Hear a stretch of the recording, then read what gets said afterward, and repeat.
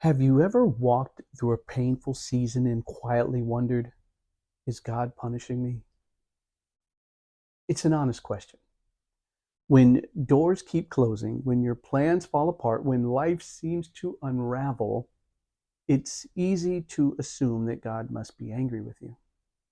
I've asked that question before, too many times. But as I look back over my life, I see something I couldn't see while I was living through it.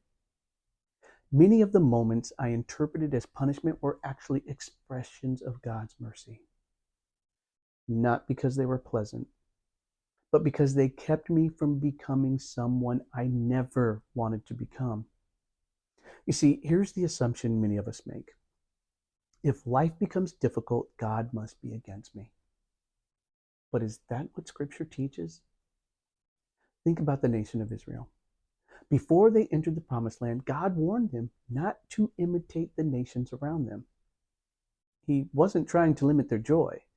He was protecting their covenant relationship with him. Over time, however, Israel repeatedly ignored those warnings. They embraced idolatry.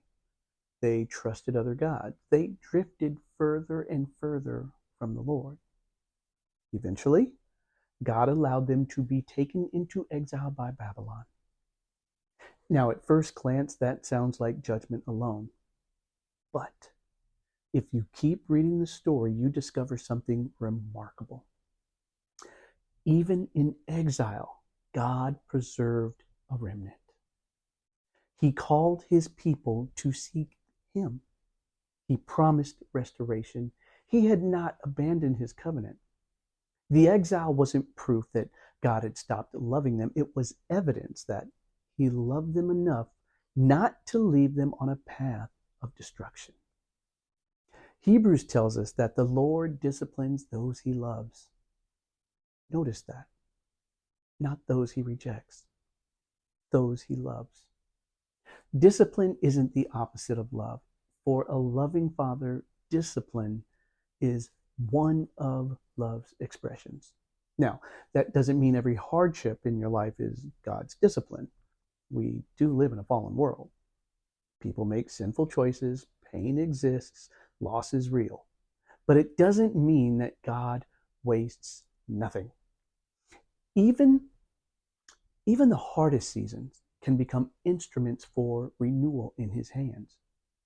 When I look back at my own life, I can identify moments I desperately wanted God to remove.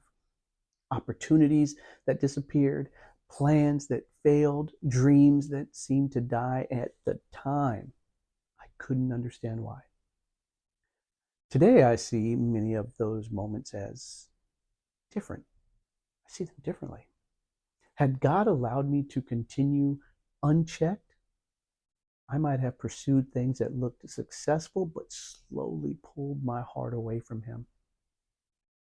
What I called interruption, God was using as protection. What I called loss, God was using to reshape my desires. What I called punishment, God was using to renew me. That's biblical clarity. It doesn't deny the pain. It changes the lens through which we interpret it. Instead of asking, why is God doing this to me? We begin asking, Lord, what are you forming in me? That's a very different conversation. Because renewal often feels uncomfortable, while you're living through it. Pruning feels like loss until new growth appears. Correction feels painful until wisdom takes root. Discipline feels restrictive until we discover the freedom it produces. So before you conclude that God has abandoned you, before you assume this difficult season means he's against you, ask yourself another question. Could this be one of the ways God is lovingly calling me back to himself? You may not be able to answer that immediately. Neither could I.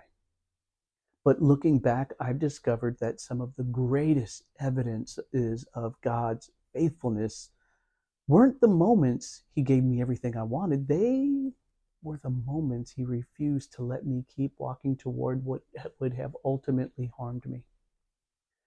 I work with Christians who need biblical clarity while they're still in the middle of life storms, because one of the greatest challenges isn't simply enduring suffering, it's interpreting it rightly. When we begin to see God's faithful hand at work, even in seasons of discipline, pruning, and painful growth, we discover that his mercy often looks very different than we expected.